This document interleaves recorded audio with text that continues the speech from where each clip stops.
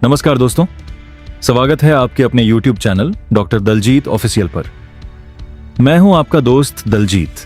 आज की इस वीडियो में हम बात करने वाले हैं एक ऐसे टॉपिक के बारे में जो हर उस माँ बाप के दिल की धड़कन को तेज कर देता है जब उनका नन्हा मुन्ना बच्चा बीमार पड़ता है, और खास तौर पर जब बात आती है खांसी की, क्योंकि बच्चों की खांसी सिर्फ एक लक्षण नहीं होती बल्कि ये पूरे परिवार की नींद चुरा लेती है। और आज हम बात करेंगे रेक्सकोफ LS सिरप और एरिस्टोमॉक्स CVDDS 457 के बारे में, जो कि अक्सर डॉक्टर्स द्वारा बच्चों की खांसी और इन्फेक्शन में दी जाती है।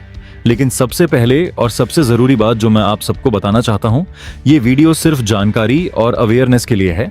किसी भी दवाई को अपने बच्चे को देने से पहले अपने पीडियाट्रिशियन या नज़दीकी डॉक्टर से सलाह लेना आपकी सबसे बड़ी जिम्मेदारी है, क्योंकि हर बच्चे का वजन, उम्र और बीमारी की गंभीरता अलग होती है। और आज हम जिस डोज की बात करेंगे, जैसे कि रेक्सकोफ LS सिरप की 3.75 मिलीलीटर दिन में 3 बार, ये सिर्फ एक उदाहरण है जो आपने पूछा है या आमतौर पर देखा गया है, लेकिन ये हर बच्चे पर लागू नहीं हो सकता। इसलिए घबराइए मत, बस ध्यान से सुनिए, क्योंकि आज हम सिर्फ दवाई का नाम नहीं लेंगे, बल्कि हम ये समझेंगे कि आखिर ये दवाई काम कैसे करती है, इसे देने का सही तरीका क्या है, साथ में किन बातों का खास ख्याल रखना चाहिए ताकि आपका बच्चा जल्द से जल्द स्वस्थ हो सके और आपकी चिंता कम हो सके। सबसे पहले बात करते हैं रेक्सकोफ LS सिरप की, जो कि मुख्य रूप से खांसी और बलगम के लिए काम करती है। जब बच्चे को खांसी होती है तो अक्सर उसके चेस्ट में या गले में बलगम जम जाता है, जिसे मेडिकल भाषा में म्यूकस कहते हैं। और ये बलगम ही वो चीज़ है जो बच्चे को सांस लेने में तकलीफ देता है और रात भर खांसी करवाता है। रेक्सकोफ LS सिरप के अंदर कुछ ऐसे तत्व होते हैं जो इस बलगम को पतला करते हैं ताकि वो आसानी से बाहर निकल सके, और साथ ही ये खांसी के सेंटर को शांत करने में भी मदद करता है। लेकिन दोस्तों, ध्यान देने वाली बात यह है कि ये सिरप सिर्फ लक्षण को कम करती है, ये जड़ से इन्फेक्शन को नहीं मारती। अगर इन्फेक्शन बैक्टीरियल है तो उसके लिए एंटीबायोटिक की जरूरत पड़ती है, और यहाँ आता है एरिस्टोमॉक्स CVDDS 457 का रोल, जो कि एक पावरफुल एंटीबायोटिक है। और इसका उपयोग तब किया जाता है जब डॉक्टर को लगता है कि बच्चे के शरीर में बैक्टीरियल इन्फेक्शन फैल चुका है। अब सवाल ये उठता है कि इन दोनों दवाइयों को साथ में कैसे मैनेज करें, क्योंकि अक्सर माँ बाप कंफ्यूज हो जाते हैं कि पहले कौन सी दवाई दें या क्या इनका कोई साइड इफेक्ट तो नहीं होगा। सबसे पहले तो ये समझना जरूरी है कि एंटीबायोटिक जैसे कि एरिस्टोमॉक्स CV है, इसे डॉक्टर के कहने पर ही शुरू करना चाहिए। और सबसे जरूरी बात यह है कि एंटीबायोटिक का कोर्स पूरा करना बहुत ही अनिवार्य है। अगर आपने बीच में दवाई छोड़ दी तो इन्फेक्शन वापस आ सकता है और वो पहले से ज्यादा ताकतवर हो सकता है, जिसे हम एंटीबायोटिक रेजिस्टेंस कहते हैं, और ये बहुत खतरनाक हो सकता है। इसलिए अगर डॉक्टर ने 5 दिन या 7 दिन का कोर्स लिखा है तो घड़ी की सुई की तरह उसका पालन करें। अब आते हैं डोज की बात पर। जैसे कि आपने जिक्र किया कि रेक्सकोफ LS सिरप 3.75 मिलीलीटर दिन में 3 बार दी जाती है। ये मात्रा आमतौर पर छोटे बच्चों के लिए होती है, लेकिन ये मात्रा बच्चे के वजन पर निर्भर करती है। अगर आपका बच्चा थोड़ा बड़ा है या उसका वजन ज्यादा है तो डॉक्टर इसे बढ़ा भी सकते हैं, और अगर बच्चा बहुत छोटा है तो इसे कम भी किया जा सकता है। इसलिए दवाई की शीशी पर लेबल को या प्रिस्क्रिप्शन को ध्यान से पढ़ें, और हमेशा सिरप के साथ आने वाले मेजरिंग कप या ड्रॉपर का ही उपयोग करें। किचन का चम्मच कभी ना उपयोग करें, क्योंकि उसमें मात्रा कम ज्यादा हो सकती है और दवाई का असर सही से नहीं पड़ता। अब बात करते हैं टाइम की कि दिन में 3 बार का मतलब क्या होता है। इसका मतलब ये नहीं कि सुबह, दोपहर और शाम कभी भी दें। आइडियल ये होता है कि हर 8 घंटे का गैप रहे ताकि शरीर में दवाई का लेवल बराबर बने। लेकिन अगर रात में बच्चा सो रहा है तो डॉक्टर अक्सर सलाह देते हैं कि नींद खराब न करें, तो गैप एडजस्ट किया जा सकता है, जैसे सुबह नाश्ते के बाद, दोपहर को और रात को सोने से पहले। लेकिन एंटीबायोटिक का टाइम ज्यादा स्ट्रिक्ट होना चाहिए, क्योंकि उसका सीधा असर इन्फेक्शन पर होता है। अब थोड़ी बात करते हैं सावधानियों की, क्योंकि दवाई देना आसान नहीं होता जब आप रेक्सकोफ LS देते हैं। तो ध्यान रखें कि इसे खाने के बाद देना बेहतर हो सकता है, ताकि बच्चे को पेट में जलन न हो। वैसे ये सिरप आमतौर पर सेफ मानी जाती है, लेकिन कुछ बच्चों को इससे हल्की नींद या पेट खराब होने की शिकायत हो सकती है। और एरिस्टोमॉक्स CVDDS 457, जो कि एंटीबायोटिक है, ये कभी कभी पेट दर्द या दस्त का कारण बन सकता है। इसलिए डॉक्टर अक्सर साथ में प्रोबायोटिक देने की सलाह देते हैं या दही खिलाने को कहते हैं, ताकि अच्छे बैक्टीरिया जो पेट में होते हैं वो खत्म ना हो और बच्चे की पाचन क्रिया बनी रहे। अब आते हैं घरेलू देखभाल पर, क्योंकि सिर्फ दवाई से काम नहीं चलता। बच्चे की रिकवरी में आपकी देखभाल का बड़ा हाथ होता है। सबसे पहले पानी का सेवन बढ़ा दें, गुनगुना पानी पिलाएं क्योंकि ठंडा पानी खांसी को बढ़ा सकता है और गुनगुना पानी गले को आराम देता है और बलगम को पिघलाने में मदद करता है। दूसरी बात, बच्चे के कमरे की सफाई और हवा का ध्यान रखें। अगर कमरे में धूल मिट्टी है तो वो खांसी को ट्रिगर कर सकती है, इसलिए कमरे को साफ रखें। और अगर मौसम सूखा है तो ह्यूमिडिफायर का उपयोग कर सकते हैं या कमरे में एक बर्तन पानी रख सकते हैं ताकि हवा में नमी रहे।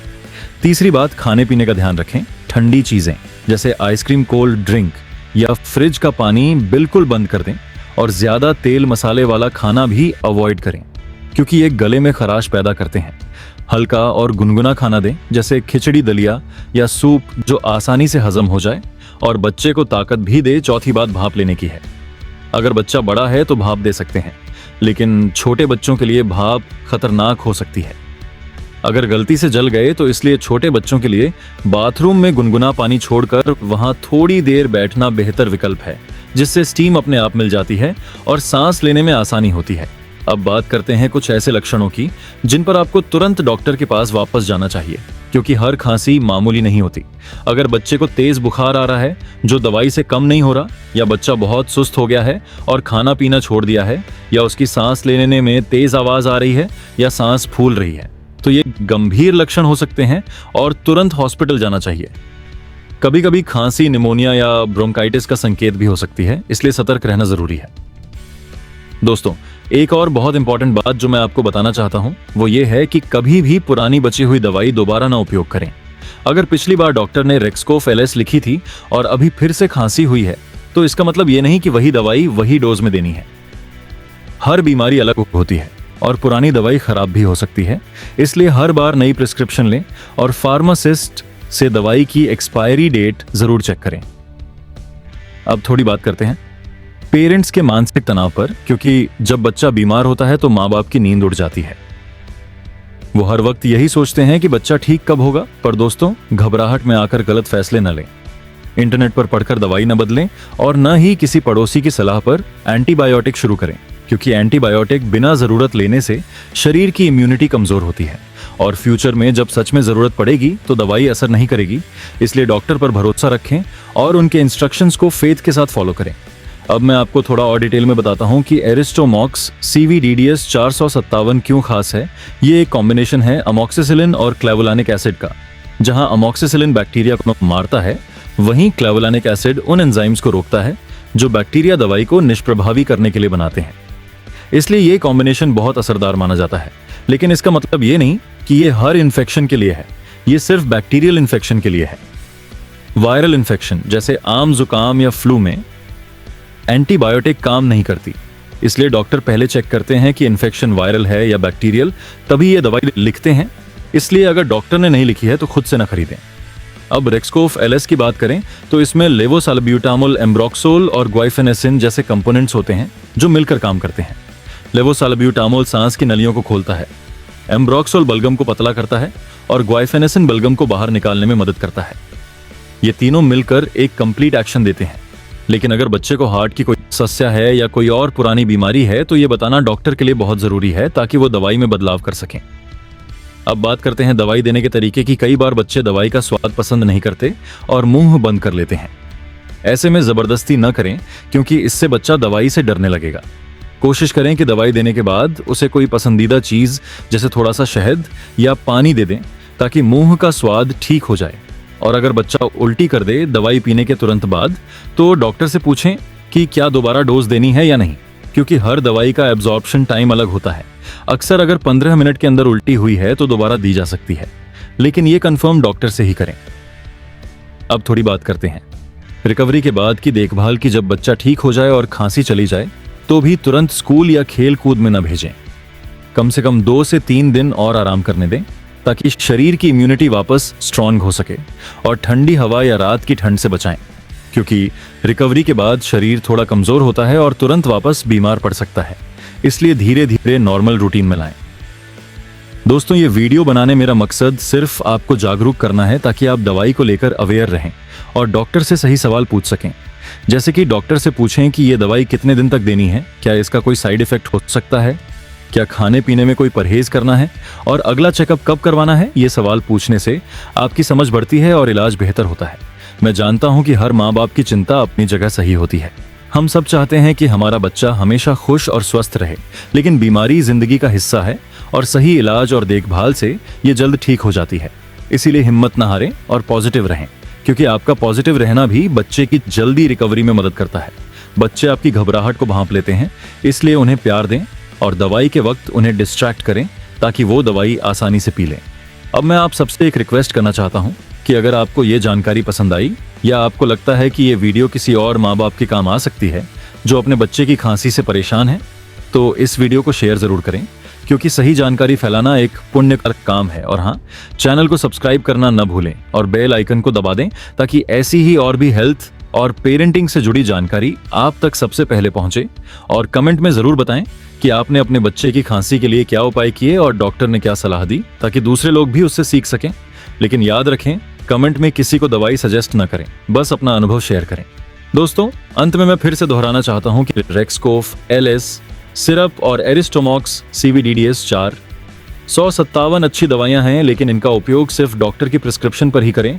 3.75 मिलीलीटर की डोज हर बच्चे के लिए सही नहीं हो सकती, इसलिए अपने डॉक्टर की बताई हुई डोज ही फॉलो करें और कोर्स पूरा करें। बच्चे की हेल्थ से बढ़कर कुछ नहीं है, इसलिए थोड़ी सी सावधानी और थोड़ा सा ध्यान आपके बच्चे को स्वस्थ रखने के लिए काफी है। उम्मीद करता हूं कि आपका नन्हा मुन्ना जल्द से जल्द ठीक हो जाए और आपके चेहरे पर वही पुरानी मुस्कान वापस आ जाए जो बच्चे की हंसी में होती है। दोस्तों, मिलते हैं अगली वीडियो में एक और जरूरी टॉपिक के साथ। तब तक के लिए अपना ख्याल रखें और अपने परिवार का भी ख्याल रखें। धन्यवाद और नमस्कार।